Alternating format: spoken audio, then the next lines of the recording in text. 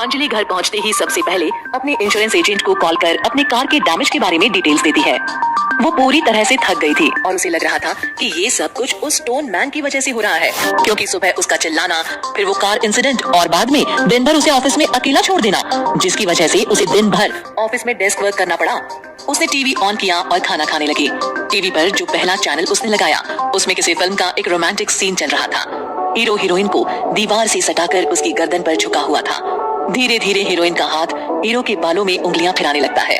Hero का passion बढ़ने लगता है और वो हीरोइन को बहुत जोर से अपनी बाहों में भरकर चूमने लगता है।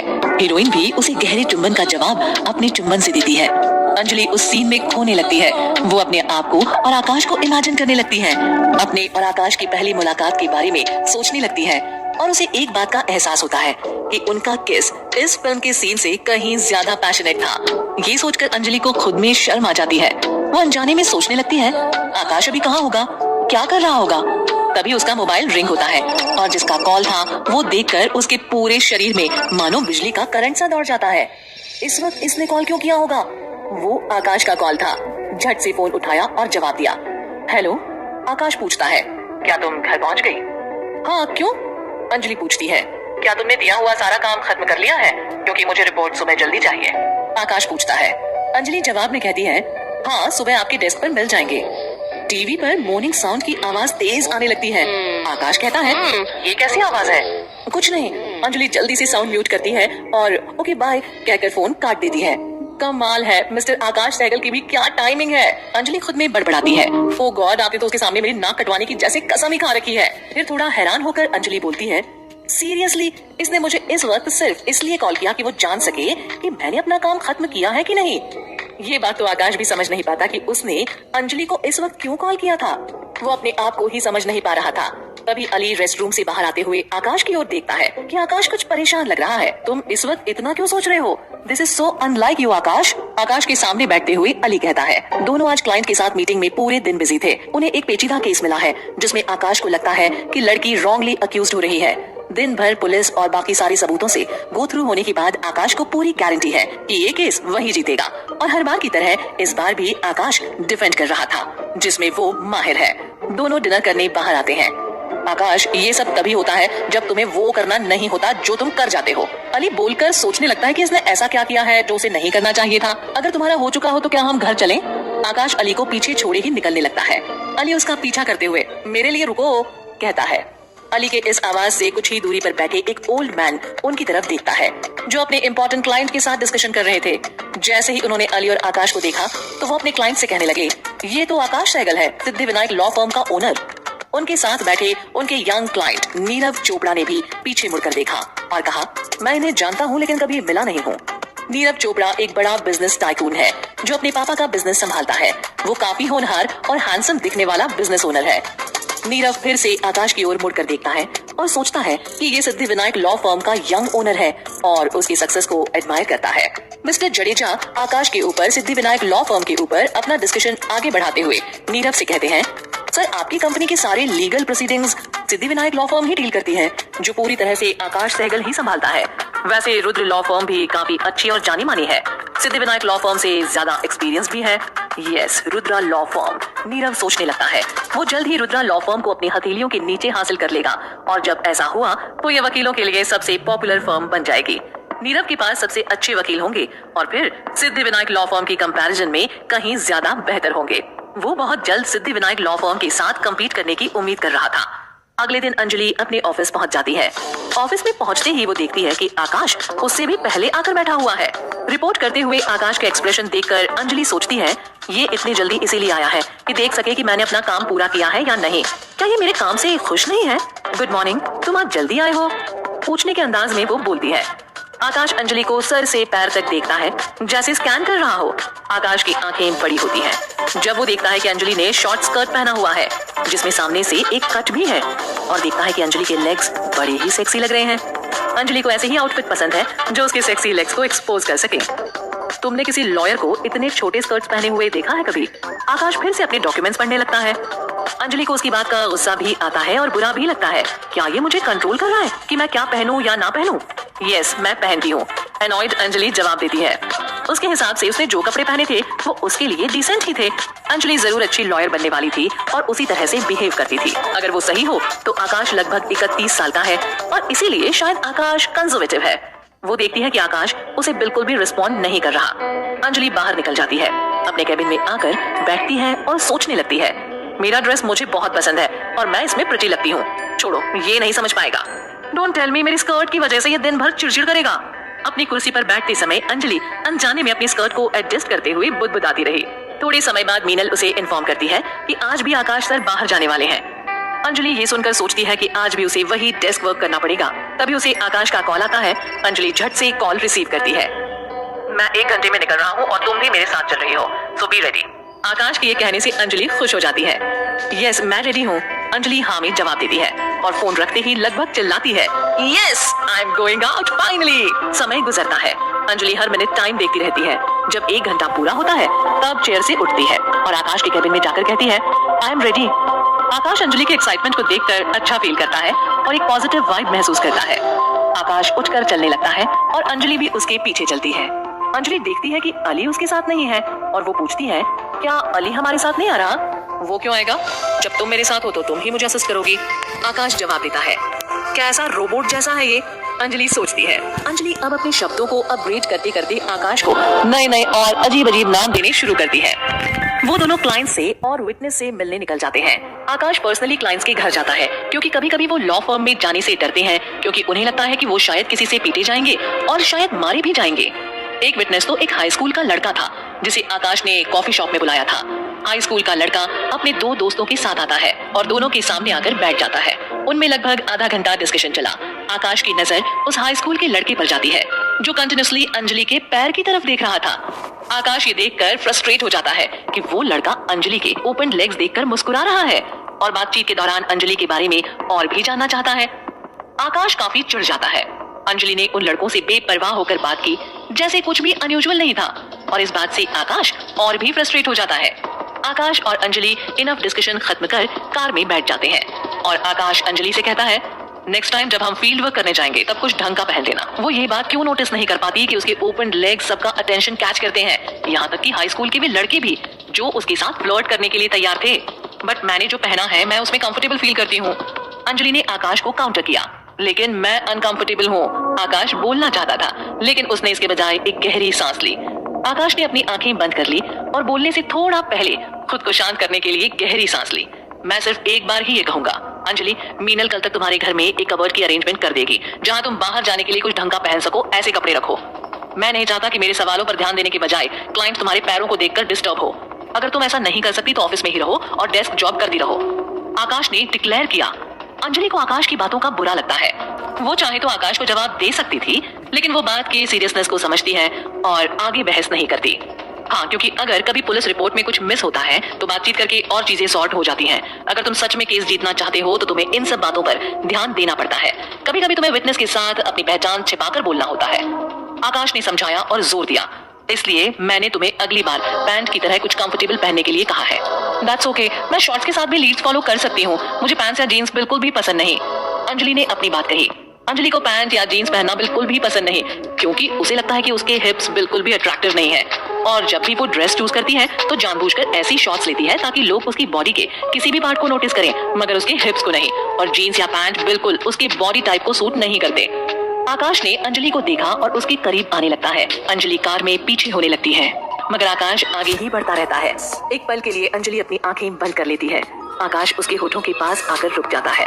अंजलि उसकी सांसों की गर्मी को अपने चेहरे पर महसूस कर पा रही थी।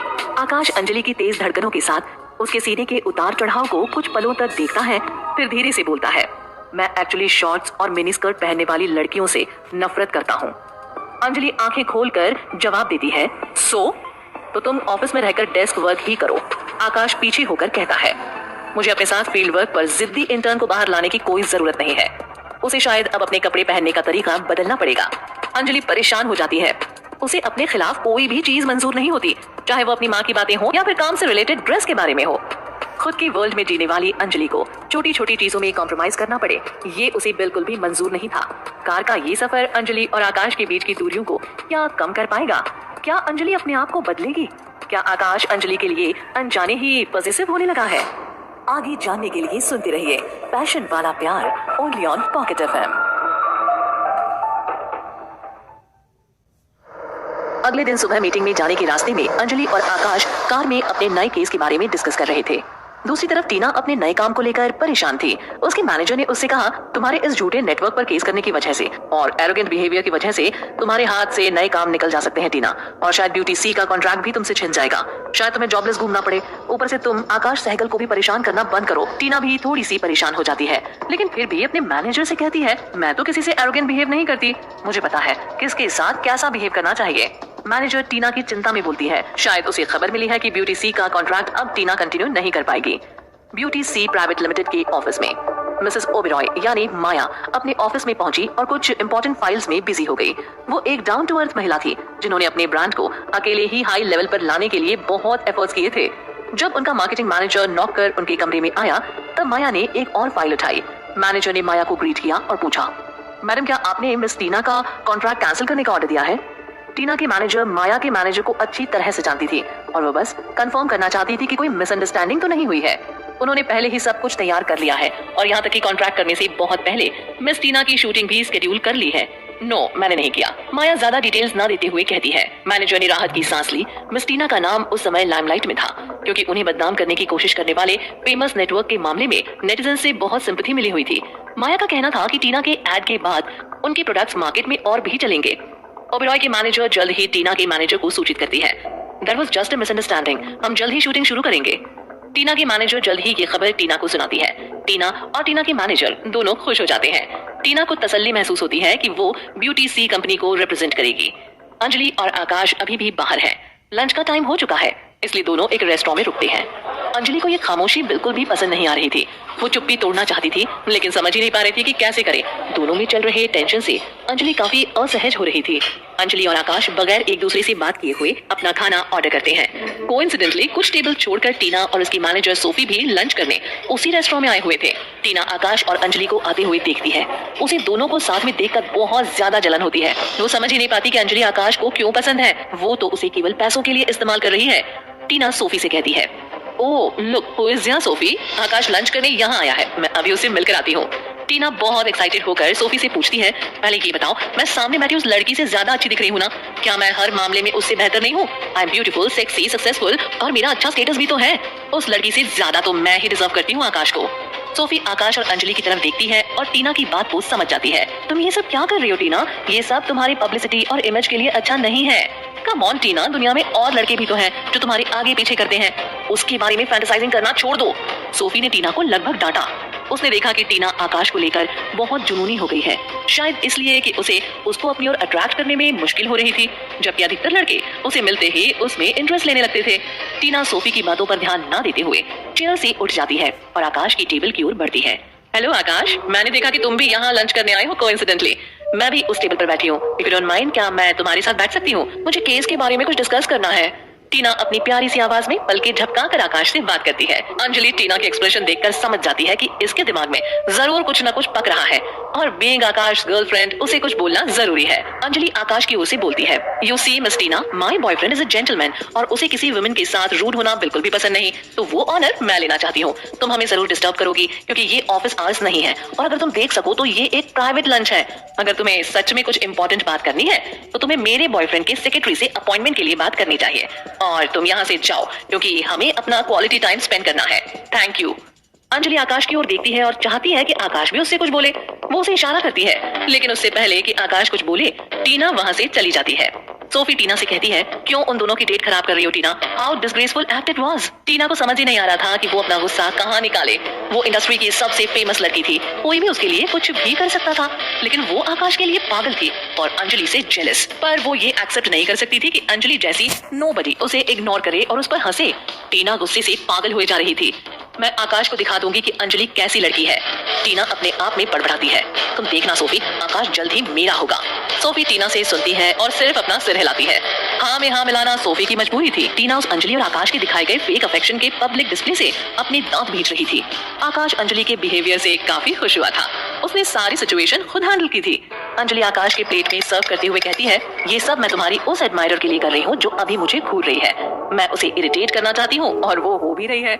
अंजलि बहुत ज्यादा स्वीटली बिहेव करती है।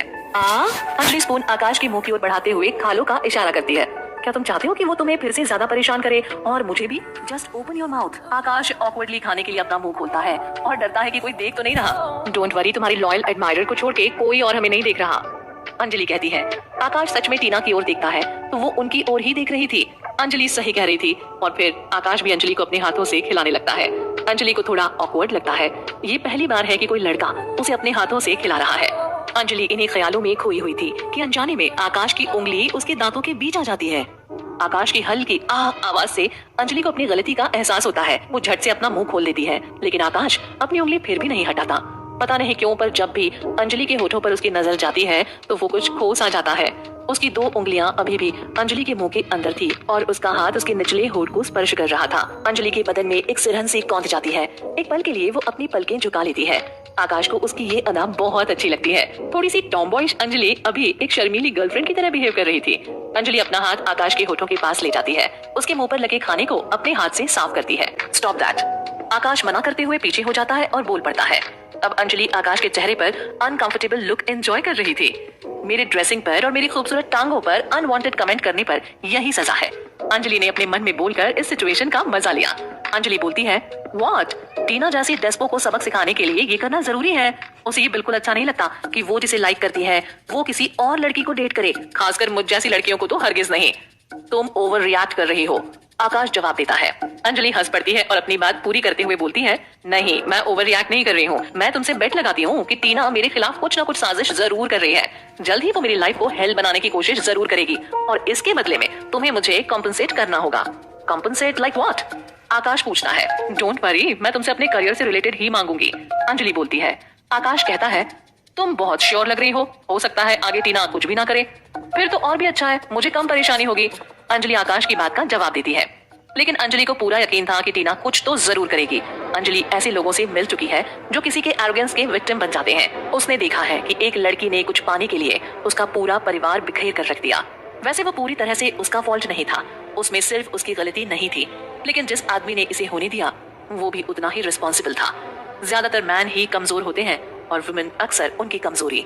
आकाश अंजलि का चेहरा देखकर समझ सकता है कि वो गहरी सोच में डूब सी गई है। उससे आकाश पूछता है, आर यू ओके? अंजलि सिर हिलाते हुए कहती है, हाँ, बस जो याद नहीं आना चाहिए था वो याद आ गया। आकाश के ऐसे पूछने पर अंजलि सोचती है, आकाश बाकी लड़कों से काफी अलग है, शायद इसलिए कि वो एक होमो है। दोनों अपना लंच खत्म कर निकलने लगते हैं। तब आकाश अंजलि के हाथों की उंगलियों में अपने हाथों की उंगलियां मिलाकर अंजलि के कमर में हाथ डालकर निकलता है। तुम्हारी बेस्ट फ्रेंड अभी भी हमारी ही तरफ देख रही है, इसलिए मैं ये सब कर रहा हूँ, इसलिए नहीं कि मुझे तुम्हारा हाथ पकड़ना पसंद है, आकाश अंजलि के कानों में फुसफुसाते हुए बोलता है। अंजलि हाँ में सिर हिलाती है। आकाश के फेस पर एक स्माइल थी। दोनों बाहर निकल जाते हैं। टीना अब उन्हें नहीं देख पा रही थी और फिर कार में वो दोनों बैठ जाते हैं। अनजाने में अभी भी दोनों ने एक दूसरे का हाथ नहीं छोड़ा था। तुम ऑफिस पहुंचकर सीधा घर जाओ, आकाश अंजलि से कहता है, क्योंकि ऑफिस आवर्स खत्म हो चुके हैं। अंजलि कहती है, क्या तुम्हारा ड्राइवर मुझे स्टॉप तक छोड़ देगा? आकाश उसकी कार के बारे में पूछता है। अंजलि बताती है कि उसकी कार रिपेयर में गई है और वो टैक्सी से चली जाएगी। आकाश अपने ड्राइवर से अंजलि को घर छोड़ने के लिए कहता है। ये देखकर अंजलि बोलती है, कोई जरूरत नहीं आकाश, मैं चली जाऊंगी।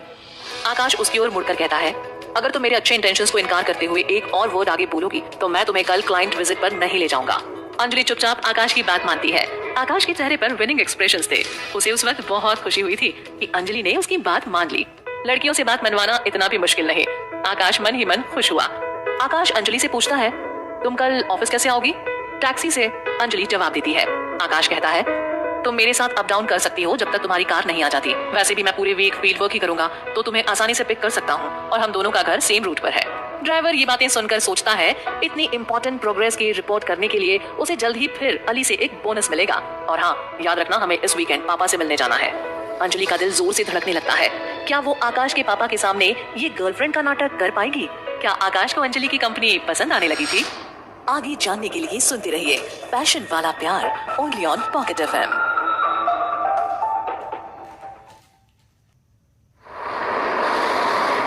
कार में बैठे आकाश और अंजलि कुछ वक्त पूरी तरह से खामोश हैं, लेकिन बीच बीच में एक दूसरे की ओर देख रहे हैं।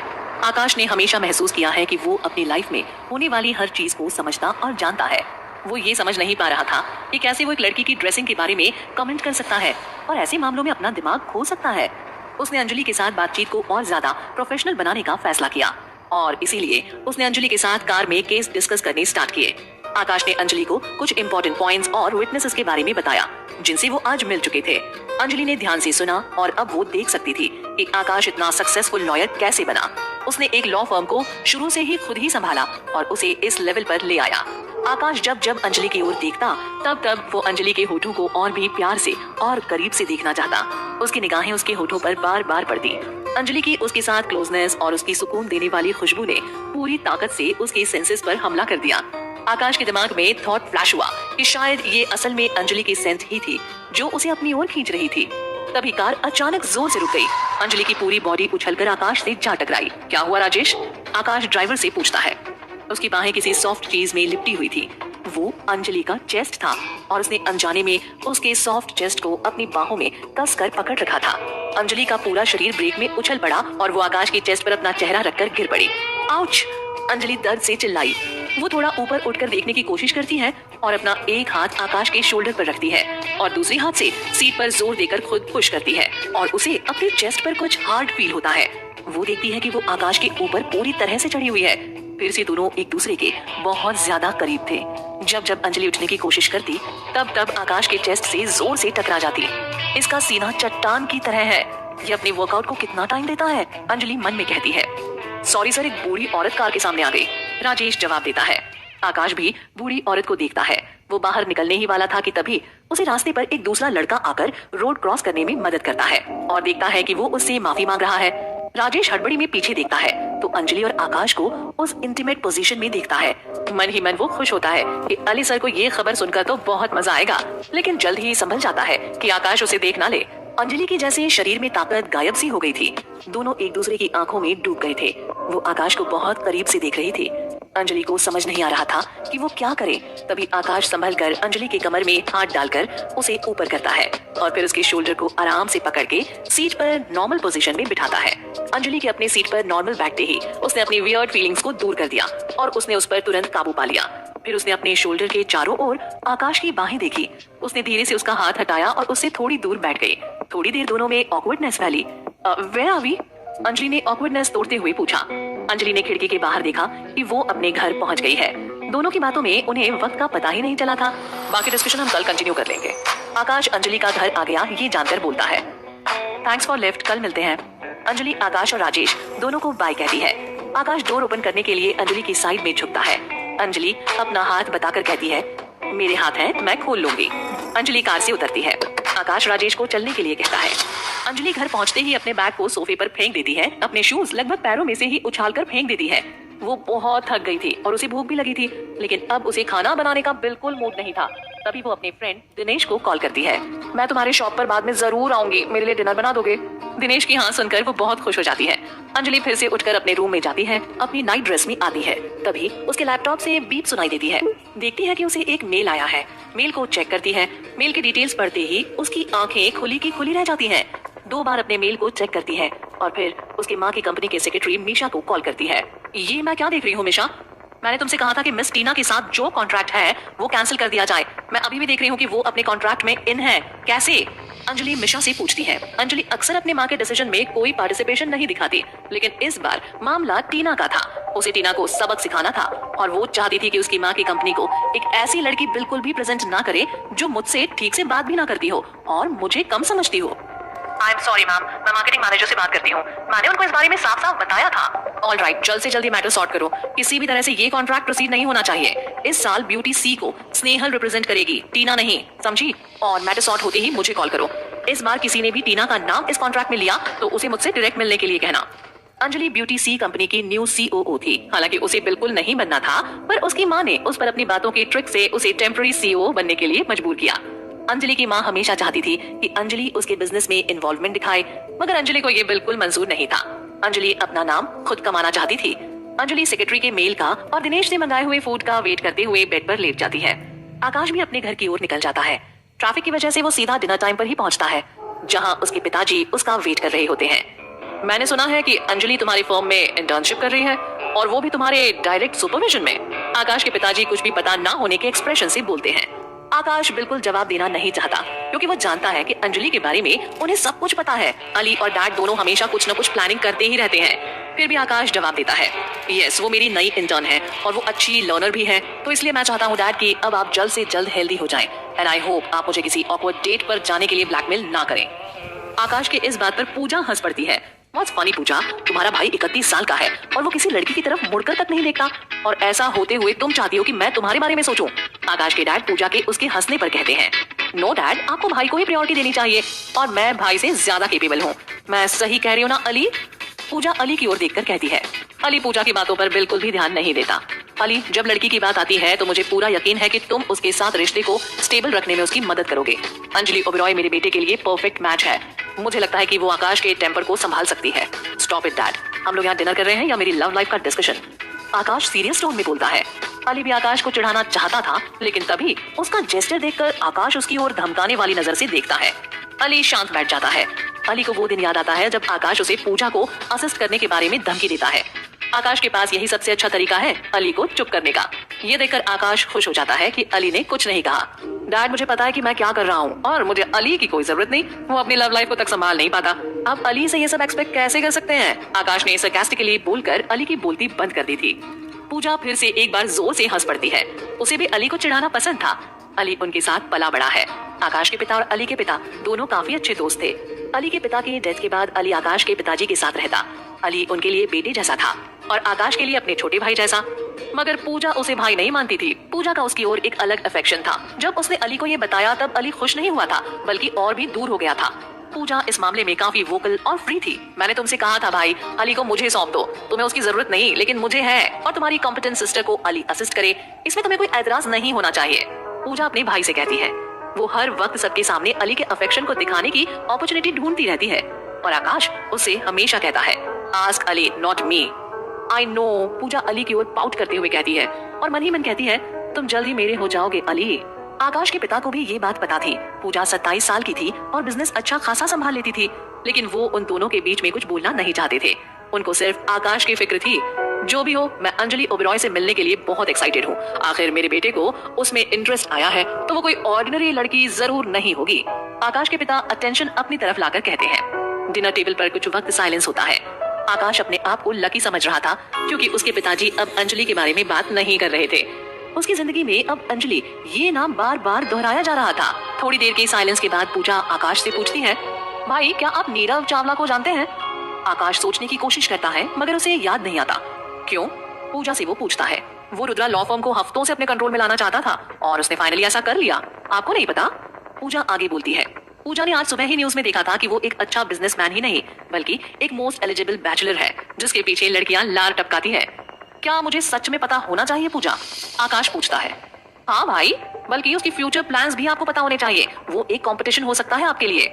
पूजा सजेस्ट करती है। वो मुझसे भी मिला है, वो काफी प्राइड एंड एरोगेंट लड़का है। आकाश के पिताजी बोलते हैं। इसलिए डैड, क्योंकि वो काफी होनहार लड़का है और हैंडसम भी, जस्ट लाइक भाई, और वो सिंगल भी है। पूजा अपनी आंखें ब्लिंक करते हुए बोलती है।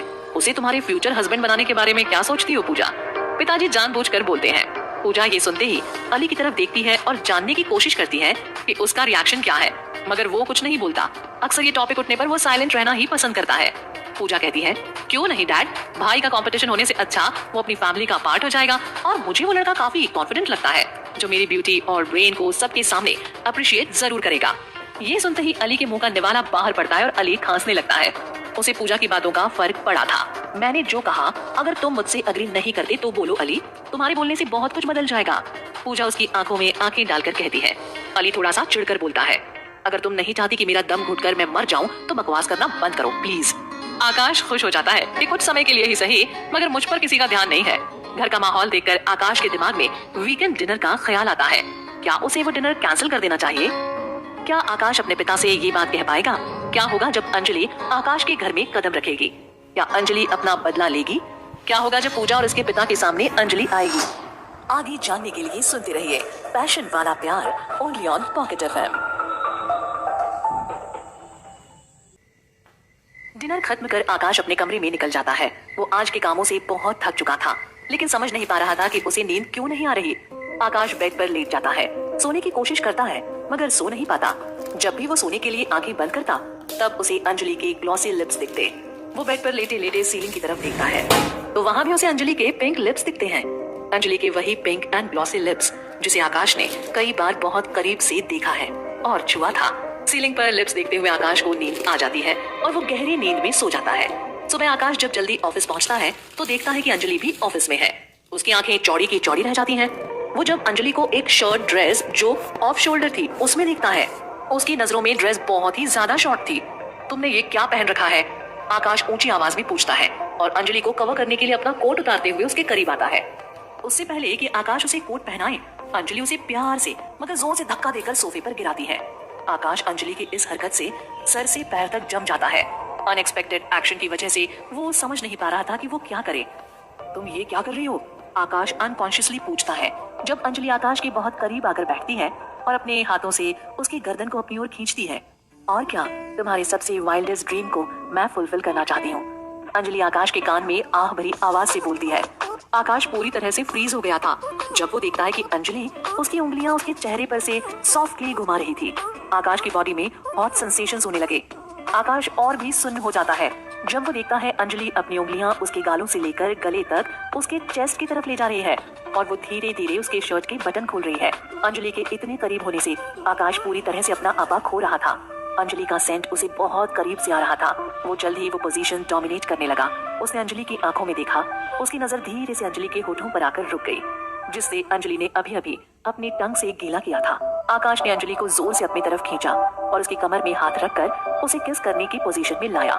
अंजलि के वही सॉफ्ट लिप्स, आकाश उनकी स्वीटनेस को फिर से टेस्ट करना चाहता था। किस मी, अंजलि को अपनी ओर खींचते हुए कहता है। वो अंजलि को किस करना चाहता था मगर उसे महसूस होता है कि अंजलि किस के लिए स्ट्रगल कर रही है। आकाश उसको दूसरे हाथों से अपनी ओर लाता है। आकाश अब किस करने के लिए अंजलि के बहुत पास आता है और किस करे उससे पहले वो आकाश को जोर से हिट करती है। व्हाट द हेल आकाश, मुझे छोड़ो। आकाश को आवाज जानी पहचानी लगती है। अपनी आंखें खोलता है और ऑलमोस्ट प्यूक करता है जब वो अली को अपने इतने करीब देखता है। बस एक पुश और दोनों में स्ट्रॉन्ग किस हो जाती। व्हाट द हेल डूड, मैं तुम्हारे अगेंस्ट हैरासमेंट का केस करूंगा और तुम ऐसे डर्टी ड्रीम्स में लड़कियों को किस करते हो और इस वजह से तुमने मुझे ऑलमोस्ट किस किया था। आकाश, तुम्हें लगा मैं अंजलि हूँ। अली अपने कपड़े सही करता है जो आकाश के किस से बचने के लिए स्ट्रगल की वजह से बिगड़ गए थे। अंकल ने मुझे तुम्हें ढूंढने के लिए भेजा। ब्रेकफास्ट तैयार है और सब आ गए हैं टेबल पर। तुम ही दिख नहीं रहे थे इसलिए मैं तुम्हारे कमरे में आकर देखने आया था और तुम यहाँ डर्टी किसिंग ड्रीम देख रहे हो और मुझे पकड़ रहे हो। जल्दी से रेडी हो जाओ नहीं तो तुम लेट हो जाओगे। आकाश उठकर सीधा शावर लेने जाता है। वो रात को देर से सोया था इसलिए थकान महसूस कर रहा था और इस किसिंग ड्रीम की वजह से उसकी बॉडी में गर्मी फैली हुई थी, तो वो ठंडे शावर से अपने हीट को नॉर्मल करने की कोशिश कर रहा था। यहाँ अंजलि ऑफिस में जल्दी आ चुकी थी। आकाश ने उसे सुबह ही कॉल किया था कि उसे लेट होगा, वो टैक्सी करके चली जाए। मीनल ने आकाश के कहने पर अंजलि के कपड़ों के लिए कैबिनेट बनवाया था। ये देख अंजलि खुश हो जाती है और अपना कैबिनेट चेक करती है। क्या ये साइज ओके है? तुम चाहो तो मैं इससे बड़ी साइज भी ला सकती हूँ, मीनल अंजलि से पूछती है। और ये हाँ, ब्लाइंड्स के लिए रिमोट जो तुमने मांगा था। मीनल अंजलि को रिमोट देते हुए कहती है। Thank you so much Meenal, अब मुझे अपनी प्राइवेसी मिल गई। मुझे हमेशा ये ऑकवर्ड फील होता है कि आकाश मुझे देख रहा है। अंजलि कंप्लेन करते हुए बोलती है। हाँ, अब आप जब चाहे ब्लाइंड्स बंद कर सकते हैं। हालांकि आकाश सर भी अक्सर ब्लाइंड्स बंद कर देते हैं। मीनल हंसकर बोलती है। मीनल अंजलि को अपने क्लोथ्स एंड शूज अरेंज करने में मदद करती है और जल्द ही वहाँ से निकल जाती है। परफेक्ट। अंजलि कैबिनेट अरेंजमेंट का काम खत्म कर अपनी कुर्सी पर बैठ जाती है। तभी उसका फोन बजता है। वो सेक्रेटरी मिशा का मैसेज था। मैसेज देखकर वो खुश हो जाती है। वो टीना के कॉन्ट्रैक्ट कैंसिलेशन का कंफर्मेशन था और थोड़ी देर बाद उसे कंपनी के मार्केटिंग मैनेजर का भी कॉल आता है। कोई मिसअंडरस्टैंडिंग नहीं थी। मैं चाहती हूँ स्नेहल हमें रिप्रेजेंट करे और टीना अगर कोई कंपनसेशन मांगती है तो उसे दे दी जाए। उसकी मैनेजर, मैं उसके बारे में सोच लूंगी और तुम्हें इन्फॉर्म करूंगी जब भी मैं फ्री हो जाऊं। अंजलि कॉल का जवाब देती है। मिशा अंजलि को मैनेजर के अपॉइंटमेंट के लिए इंसिस्ट करती है। अंजलि कहती है, अपॉइंटमेंट? व्हाई नॉट, मैं मैनेजर से जरूर मिलूंगी, लेकिन उन्हें मुझे वक्त मिलने तक रुकना होगा। और हाँ, तब तक तुम स्नेहल के साथ कॉन्ट्रैक्ट साइन करने के अरेंजमेंट्स कर लो। और फोन रख देती है। कॉन्ट्रैक्ट कैंसिल करने पर इन्हें फिर अपॉइंटमेंट क्यों करनी है? अंजलि अपने आप से कहती है। अंजलि सोचती है कि क्या होगा जब टीना को पता चलेगा कि कंपनी की COO मैं हूँ। थोड़ी देर बाद अंजलि कॉफी खरीदने के लिए अपने केबिन से बाहर निकलती है। उसे आकाश ऑफिस के अंदर आते हुए दिखता है। उसकी आंखों के नीचे डार्क सर्कल थे। ये देखकर अंजलि सोचती है, क्या ये रात भर काम कर रहा था? और आकाश के पास जाकर उसे गुड मॉर्निंग ग्रीट करती है। आकाश अंजलि की ओर जरा भी ध्यान नहीं देता। अंजलि आगे पूछती है, मैं नीचे कॉफी लेने जा रही हूँ, तुम लेना चाहोगे? हाँ, आकाश की हालत देखकर मुझे लगता है कि इसे हेवी कॉफी पीनी चाहिए। मेरे लिए कैपुचिनो, अली अंजलि से कहता है। इससे पहले कि अली ऑफिस के अंदर जाए, आकाश कहता है, कॉफी लेने तुम जाओ अली, मुझे अंजलि से कुछ बात करनी है। अंजलि की ओर देखकर कहता है, तुम्हारा ऑर्डर बता दो, वो ले आएगा। अंजलि हाँ में सर हिलाते हुए अली को लाटे का ऑर्डर बताती है। अली को आकाश का ये कहना अजीब लगता है। फिर उसे सुबह की ड्रीमिंग के बारे में याद आता है और अपने आप से वो हंस पड़ता है और वहाँ से निकल जाता है। अंजलि और आकाश कैबिन में आकर बैठते हैं और अपना डिस्कशन स्टार्ट करते हैं।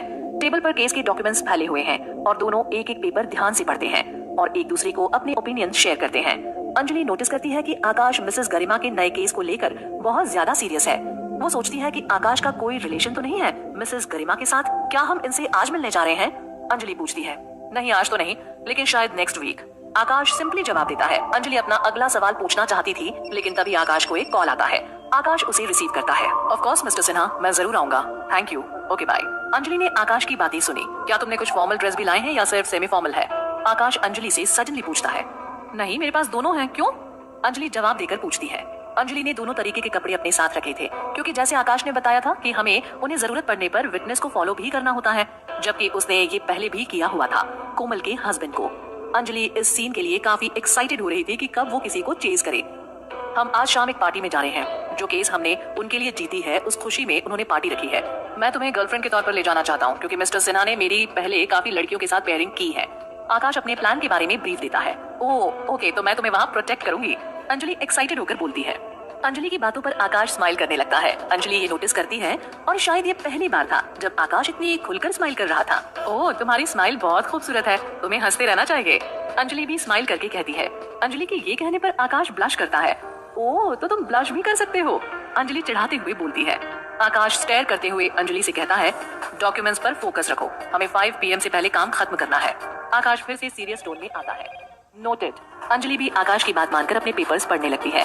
आकाश बीच बीच में अंजलि की ओर स्टेयर करता है और सुबह के सपने के बारे में सोचकर बहुत ज्यादा शाय फील करता है। अपने लाइफ के पहली बार देखे गए वियर्डेस्ट ड्रीम को कभी एक्सेप्ट नहीं कर पाएगा। अब तक वो इस बात पर काबू नहीं पा सका था कि उसने आज सुबह अली को लगभग ये सोचकर चूमा कि ये अंजलि है। थिंक स्ट्रेट आकाश, अब तुम उसे क्यों घूर रहे हो? स्टे फोकस्ड यू बेवकूफ, उसने खुद को डांटा और उसने एक लंबी गहरी आह छोड़ी।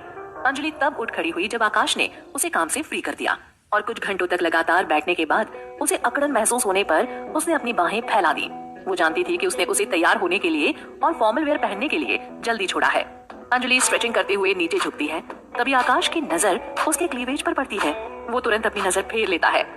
तुम कंटिन्यूसली बैठकर अकड़ नहीं जाते? अंजलि अपनी पीठ को थपथपाते हुए आकाश से पूछती है। आकाश ने अभी अभी जो देखा था उसमें ही वो गुम था और वो जानबूझकर कुछ नहीं बोलता। अगर बोलता तो शायद अपनी सोच एक्सपोज कर देता। मुझे नहीं लगता कि ये हमेशा ही नॉर्मल रह सकता है। अंजलि मन ही मन बुदबुदाती है। क्या तुम्हारे पास सच में पार्टी के लिए पहनने के लायक कुछ है, या फिर अली को तुम्हें घर भेजने को कहूँ? आकाश अंजलि से पूछता है।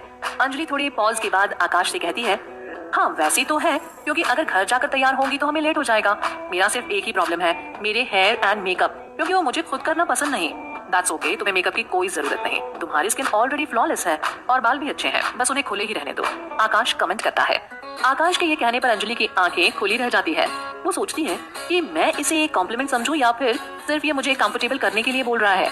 अंजलि जल्द ही रूम में निकल जाती है। कबर्ड ओपन करके देखती है कि वो क्या पहने। एक एक गाउन निकाल कर ट्राई करती है। वो इससे पहले कभी किसी डेट पर नहीं गई थी, चाहे ये फेक डेट हो, फिर भी वो काफी एक्साइटेड थी। अंजलि एक गाउन ट्राई करती, फिर अगर उसे पसंद ना आए तो निकाल लेती, फिर विदाउट कपड़े वो कबर्ड के सामने आती। उसकी ऐसी ही आदत थी, इसलिए उसने घर पर भी रिमोट कंट्रोल कर्टन्स लगाए थे ताकि कोई उसे विदाउट ड्रेस ना देखे। उसने बहुत सारे ड्रेस ऐसे ही ट्राई किए, लेकिन कुछ देर बाद अली आकाश से मिलने आता है और देखता है कि आकाश बहुत रेस्टलेस हो रहा है। देखता है कि आकाश पसीने से लथपथ हो गया है। Are you okay? Ali Akash से पूछता है जब आकाश अपने टाई को लूज कर रहा होता है। क्या हुआ आकाश, व्हाई आर यू स्वेटिंग? आकाश के फोरहेड पर पसीना देखकर पूछता है। आकाश ने ऐसा क्या देखा कि ठंड में भी उसके पसीने छूट गए? अंजलि को आकाश का ये राज पता चल जाएगा कि उसने उसे बगैर कपड़ों के देखा है। आगे जानने के लिए सुनते रहिए पैशन वाला प्यार, only on pocket FM।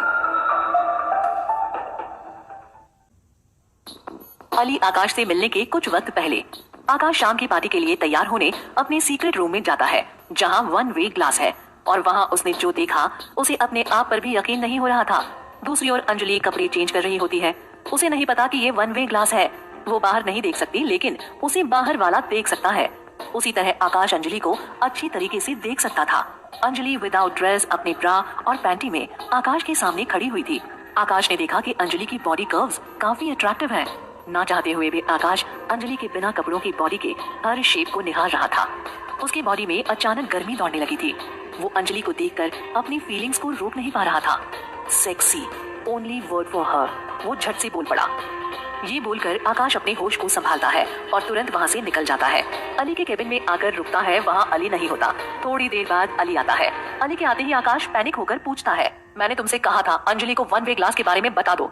Ali सफाई में कहता है, मैं उसे बताने से डरता हूँ। तुम्हें तो पता है ना, वो मिलिट्री ट्रेनिंग करके आई है और वो मुझसे बहुत ज्यादा अच्छी है फाइटिंग में। मैं इतनी जल्दी मरना नहीं चाहता आकाश, और वैसे भी मैंने स्पेशल ब्लाइंड्स लगवाए हैं, तुम वो यूज कर लो। अली आकाश को सर से पैर तक देखता है कि वो शिवर कर रहा है। वो जानना चाहता था कि उसने ऐसा क्या देखा जो वो इतना रेस्टलेस हो रहा है। नो वे, अली अपना अंदाजा लगाते हुए बोलता है, तुमने कुछ ऐसा तो नहीं देख लिया जो तुम्हें नहीं देखना चाहिए था? टेल मी नाउ, तुमने क्या देखा? आकाश कोई भी जवाब नहीं देता। अली तभी दौड़कर आकाश के केबिन में जाता है और उसे अंजलि एक लॉन्ग गाउन में दिखती है। अली को देखकर अंजलि को अजीब लगता है। यहाँ आकाश को होना चाहिए था। मन ही मन बोलती है, ओ अली तुम यहाँ, प्लीज मेरी हेल्प करो ना, मैं डिसाइड नहीं कर पा रही हूँ कि मैं कौन सा गाउन पहनूं। दूसरा है जो बहुत सिंपल लगता है, तो मैंने जो पहना है क्या ओके है पार्टी के लिए?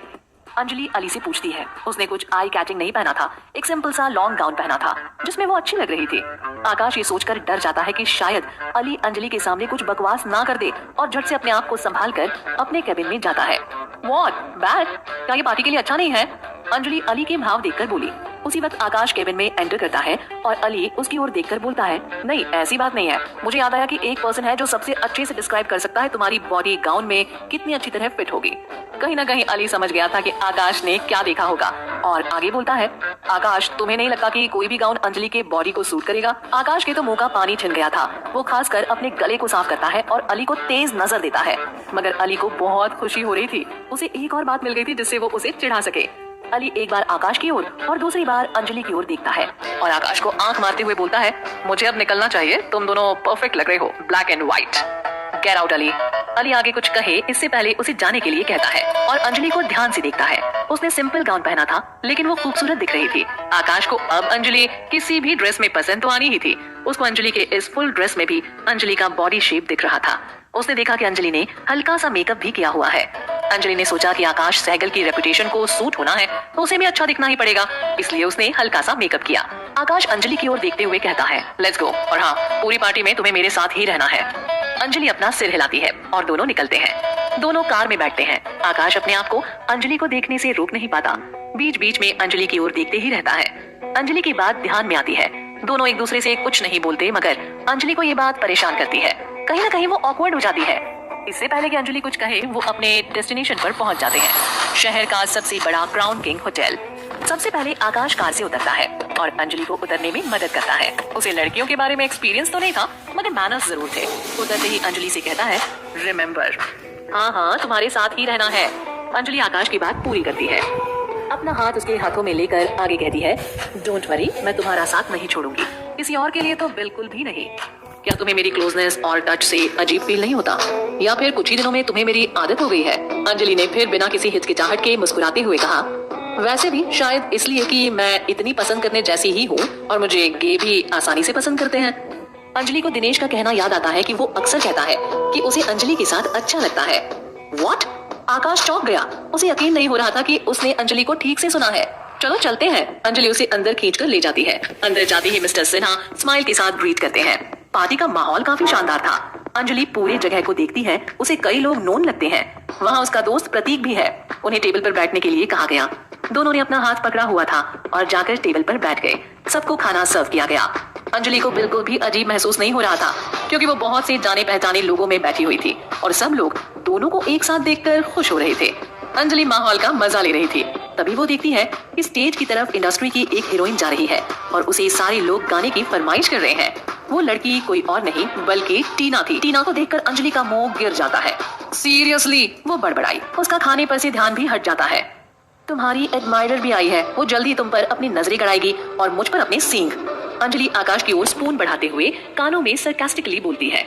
आकाश भी उसके कानों में कहता है, तुम मेरे साथ हो तो मुझे बिल्कुल डर नहीं लगता, और वैसे भी तुम आज फ्लाई ट्रैपर और बैड लक हंटर हो मेरे लिए, राइट? अंजलि को आकाश की सांसों की गर्मी की वजह से कानों में गुदगुदी महसूस होती है। वो स्माइल करते हुए आकाश से कहती है, सॉरी लेकिन तुम्हारे बोलने से मुझे कान में टिकल हो रहा है। अंजलि की प्यार भरी बातें सुनकर उसे केबिन में देखा हुआ विदाउट ड्रेस सीन याद आता है। तभी वो उसे गर्दन पर पकड़कर अंजलि के अनजाने में उसे लिप किस करता है और वो उसे छोड़ने को तैयार ही नहीं होता। वो फिर से वही सेंसेशन महसूस करता है। उसे अपने आप को रोकना जरूरी था, मगर रोक नहीं पाता। वो चाहता है कि अंजलि भी उसके इस लिप किस में पार्ट ले, मगर वो हो ही नहीं सकता क्योंकि उसे पता चलता है कि वो लिप किस के बारे में सिर्फ सोच रहा है। कंफर्म करने के लिए वो अंजलि के लिप्स को देखता है कि उसकी लिपस्टिक बिगड़ी तो नहीं, मगर वो सही था, वो उसकी सोच थी। आकाश अपने आप को जैसे तैसे संभालता है। सब लोग टीना के गाने को अप्रिशिएट करते हैं। वो अंजलि को देखती है और अब अंजलि भी उसकी तरफ देखती है। इस पार्टी के माहौल में टीना जरूर कुछ न कुछ बोलेगी, ये अंजलि को पता था। उसने एक mermaid shape deep V neck gown पहना हुआ था और अंजलि ने सिंपल व्हाइट गाउन पहना था, तो अंजलि को उसके कपड़े से बोला जाएगा, वो जानती थी। आकाश, तुम कितने लकी हो कि तुम्हें ऐसी पार्टनर मिली है। एक सीनियर ने आकाश को कॉम्प्लीमेंट दिया। अंजलि टीना को लुक देने से डिस्ट्रैक्ट हो जाती है। अंजलि को नए लोगों से बात करना पसंद था। वो आकाश के सीनियर से भी बोलने से हिचकिचा नहीं रही थी। तभी आकाश के एक सीनियर उसे अपने साथ और लॉयर्स के ग्रुप में ले जाते हैं और अंजलि प्रतीक की तरफ चली जाती है। अंजलि को किसी हैंडसम लड़के की तरफ जाते हुए देख आकाश इनसिक्योर फील करता है। आकाश जाना नहीं चाह रहा था, लेकिन उसकी मजबूरी थी। हे, अंजलि प्रतीक को कैजुअली गले लगाती है। यू लुक हैप्पी, हाँ? लगता है लाइफ ने तुम्हें सेटिस्फाई कर ही दिया। अंजलि आंख मारते हुए प्रतीक को चिढ़ाती है। मैं देख रहा हूँ कि मैं तेरे लिए एक बॉयफ्रेंड मिलने का जरिया बन गया। क्यों? प्रतीक भी अंजलि को चिढ़ाते हुए बोलता है। नो नो नो, तुम जैसा समझ रहे हो वैसा कुछ भी नहीं है, हम तो बस। अंजलि जस्टिफाई करने की कोशिश करती है। अच्छा, उससे भी ज्यादा कुछ हो। मैं देख सकता हूँ तुम्हारा पार्टनर कितना पॉसेसिव है, जस्ट लाइक यू। आकाश उसकी ओर देख रहा है। ये देखकर प्रतीक बोलता है, जैसा दिखता है वैसा नहीं होता है। लॉन्ग स्टोरी है, जरूर बताऊंगी, मगर कोमल को बताया तो मैं तुम्हें जिंदा नहीं छोड़ूंगी। प्रतीक अपनी उंगलियों को अपने होठों पर रखकर ना में सिर हिलाता है। गुड। अंजलि प्रतीक से खुश होती है। बीच में अंजलि आकाश की ओर देखकर मुस्कुराती है, मगर उसका चेहरा सीरियस लग रहा था। अंजलि प्रतीक से सुनती है, मैं अभी निकलता हूँ वरना तुम्हारा बॉयफ्रेंड मुझे अपनी नजरों से ही मार देगा। हाँ? अंजलि पूछती है। प्रतीक आगे भी कुछ बता सकता था, मगर आकाश के घूरने से वो अंजलि को अलविदा करता है। प्रतीक के निकलते ही अंजलि अपने आसपास के लोगों को स्माइल देती है और कुछ वक्त अकेली खड़ी होती है। अंजलि को अकेला देख उसकी ओर टीना आती है। हेलो इंटर्न, हम लोग फिर से मिल गए। और तुमने ये क्या बेडशीट पहन रखी है? क्या आकाश ने तुम्हें पार्टी के लिए अच्छा सा ड्रेस भी खरीद के नहीं दिया? तो सैड। क्या वो इतनी जल्दी तुमसे बोर हो गया? टीना सरकास्टिकली अंजलि से बोलती है। चलो, मैं तुम्हें अपने कुछ पुराने ड्रेसेस देती हूँ जो मैंने एक बार पहनकर छोड़ दिए हैं, और मैं उन्हें बाद में पहनूंगी भी नहीं। कम से कम तुम्हारी ऐसी पार्टीज में इज्जत तो बच जाएगी। अंजलि टीना की बातों पर बिल्कुल भी ध्यान नहीं देती, उसे प्यारी सी स्माइल देती है। मुझे लगता है जब भी तुम्हें टाइम होता है तुम मेरे बारे में ही सोचती हो। मुझे लगता है आकाश को किसी हैवी मेकअप या एक्सेसरीज से ज्यादा बेडशीट वाला ड्रेस ही अच्छा लगता है। क्यों ना मैं तुम्हें सिखा दूं कि तुम्हें अपने इनर सेल्फ को बिल्ड करने की जरूरत है, ना कि अपने बाहरी पहराव को। अंजलि आराम से जवाब देती है और वेटर को ग्लास ऑफ वाइन देने का इशारा करती है ताकि वो टीना के फेस को एंजॉय कर सके। पैरासाइट बिच, अंजलि टीना को गाली बकते हुए सुनती है। डेस्परेट बिच, अंजलि भी पलटकर गाली देती है। अंजलि को लग रहा था कि ये लड़की जरूर कुछ न कुछ ट्रिक सोच रही है। अंजलि रेडी रहती है कि वो शायद उस पर अपनी वाइन फेंके। टीना ऐसा ही कुछ सोचती है, मगर वो इतनी हरामी थी कि वो अपने हाथों से उसके ऊपर ग्लास नहीं फेंकेगी। वो देखती है कि वेट्रेस उनकी ओर आ रही है, तभी वो उसके पैर में अपना पैर अड़ाती है और अंजलि के ऊपर वाइन का ट्रे गिरता है। सब कुछ इतना जल्दी होता है कि अंजलि भी कुछ नहीं कर पाती। अंजलि पूरी तरह से गीली हो जाती है, उसकी ड्रेस पूरी तरह से खराब हो जाती है। रेड वाइन के दाग उसकी ड्रेस पर लग जाते हैं। अंजलि बिना हिले वहीं पर रुक जाती है। टीना को ये देखकर बड़ी खुशी होती है। अरे, तुम्हें तो अब जल्दी घर निकलना होगा, पार्टी अभी खत्म नहीं हुई है, मगर तुम्हारा ड्रेस, उस पर तो अच्छी डिजाइन बन गई है। अंजलि टीना की बातों पर ध्यान नहीं देती। वेट्रेस उससे बार बार माफी मांगती है। अंजलि उससे रेस्ट रूम के बारे में पूछती है और वेट्रेस उसे रेस्ट रूम तक छोड़ने उसके साथ जाती है। रेस्ट रूम की तरफ जाने से पहले वो आकाश की तरफ देखती है, मगर आकाश अपने ग्रुप में बिजी होता है। किसी और को इस बारे में पता चले इससे पहले अंजलि वेट्रेस के साथ रेस्ट रूम की तरफ निकलती है। अंजलि ऊपर से बहुत काम रहने की कोशिश करती है, मगर उसका सिर गुस्से से फटा जा रहा था। उसे पता है कि उसे टीना को थप्पड़ लगाना चाहिए था, इसलिए वो पार्टी में वापस जाना चाहती थी, मगर सिंपल अंजलि बनकर नहीं, बल्कि पूरे पैक के साथ। इतनी बड़ी पार्टी में अंजलि अकेली कर ही क्या सकती थी? क्या कोई उसकी मदद करने आएगा? क्या आकाश उसकी मदद करने आएगा? आगे जानने के लिए सुनते रहिए पैशन वाला प्यार, ओनली ऑन पॉकेट FM।